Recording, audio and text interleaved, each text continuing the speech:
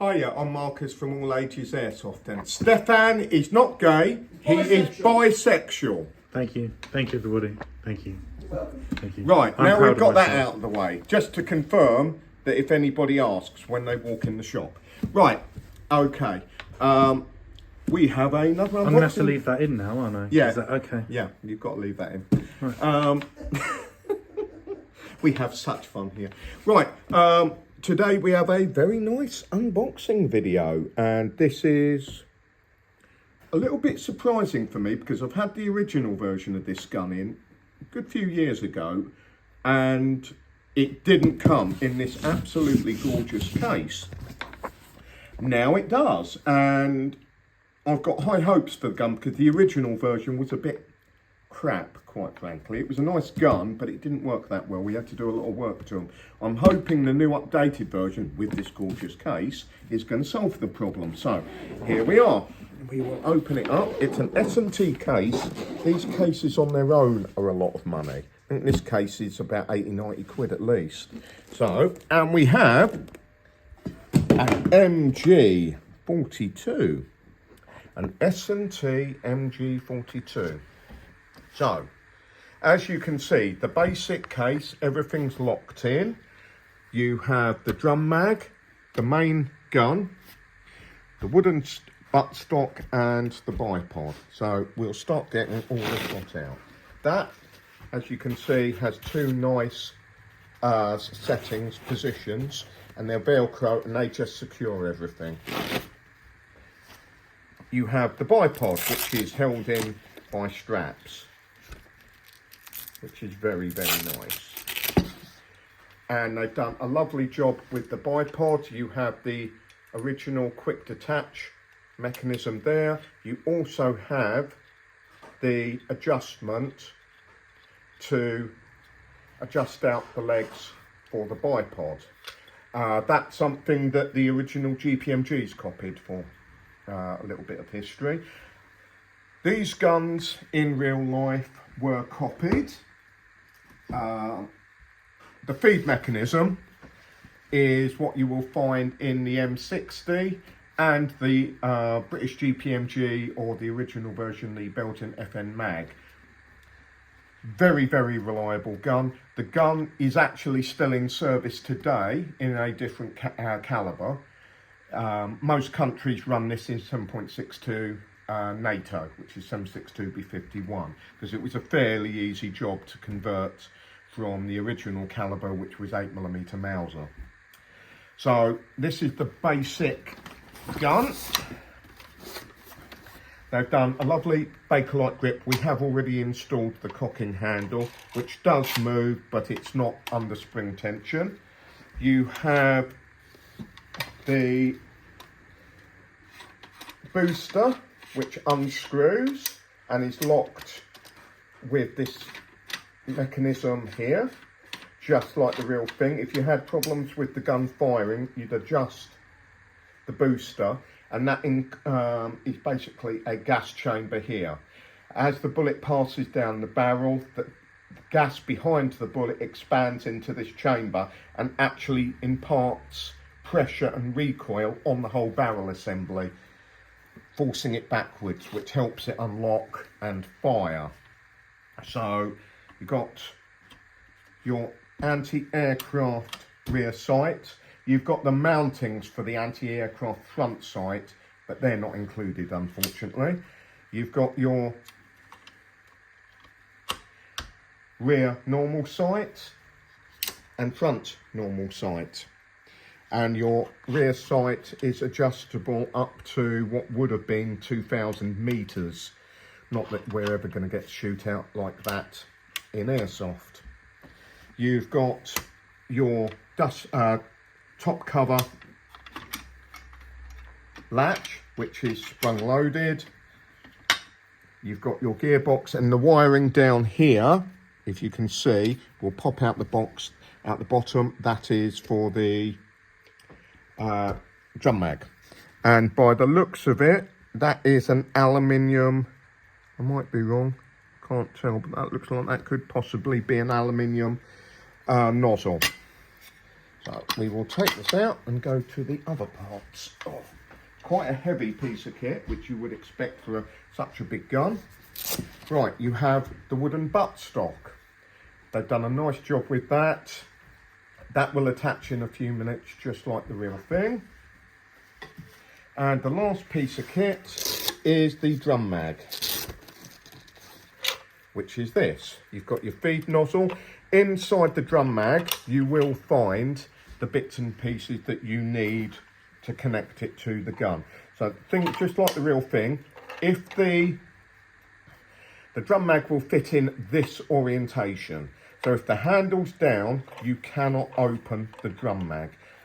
As you can see, you've got a round piece here that locks it. This piece is flat. So what you need to do is just push it up, pop it open. And here is the loading nozzle assembly.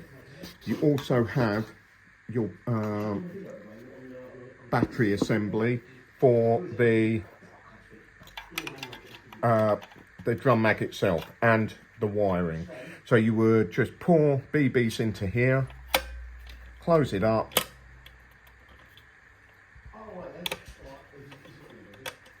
and then push that down, and that will lock that open and closed. And then all you have to do, this is a bit funny.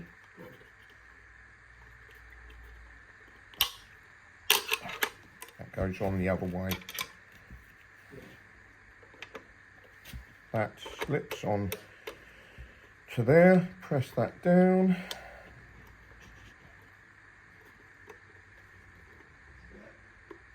Which isn't going to work. Leave it off for a minute. Let's go on that way. They've done a really nice job, but everything just like the real thing. There we go. Right. So what you can do is pull this back. Just pop the spring out. Come on, out you come. There we go. And then to stop you losing BBs, that locks into position. This was there on the real thing. These were 50 round drums, and it was just to stop dirt and debris getting into the magazine, which is an interesting system, typical German engineering, totally over-engineered for what was needed. So that's all the parts that are in here. Get this out of the way. Right, so the first thing we will fit is the bipod. Now, just like the real thing, you do have two separate positions, just like the real mg42 and actually the real mg34 had exactly the same idea. You could mount the bipod either front or to the rear. And what you would do is you take the solid round end, lock that in either the front or the rear, pull the catch.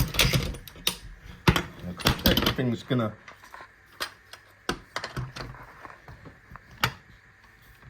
fall out of the way. Pop that in, and that's it. That's in place. It doesn't go anywhere. If you want to move it down to here, exactly the same thing. And then that will sit like that. Interesting piece. They've even included the real quick change barrel assembly latch, which would be this. You would palm it forward, open it up. Now, on the real thing, as you open this, it would cam the barrel out. Because it's an airsoft gun, we haven't got that option, but that's what it was there for. Right, next thing to do is fit the stock. Right, thank you. Now, what you need to bear in mind is this is where the battery sits. Here's the connection, just in here. And the battery will sit in here. You have got quite a bit of space. So just bear that in mind when you put it in. It goes in this way. Would that use an 11.1 or 7.4? It would run either. I would personally, because I don't believe these have got an offset built in, I would personally run this on 7.4. It's a proprietary gearbox, so getting an ETU wouldn't be an option, but fitting a offset, an inline offset, would be an option. And where's the hop? Right here, just like an AK, it is a sliding hop assembly, which is extremely loose. I don't know if you could tighten that up with a screwdriver. It's possible you could. Right, so underneath here, you've got a catch. There you go. So what you're going to do is slide that in, twist, and that's it. It's locked in place. That's it. And to take it out, all you'll do, get your finger underneath here, push this button, twist, give it a wiggle, and it will pop out, like so. Just like the real thing, except on the real thing there is a god almighty big spring behind there. Right, you have your drum mag, and you have your loading assembly. And all you do is push the spring on there. There is no screw or anything. It's held there purely by friction. And what you have to do, turn it the right way, the handle goes to the rear, is this nice concave section locks into the feed tray here. So what you'll do is pop it in. The round hook here locks into this little hook here. So you will hold that in. Then, it's a bit fiddly, push this catch. And make sure, oh, no, see it's not in. Really, really fiddly.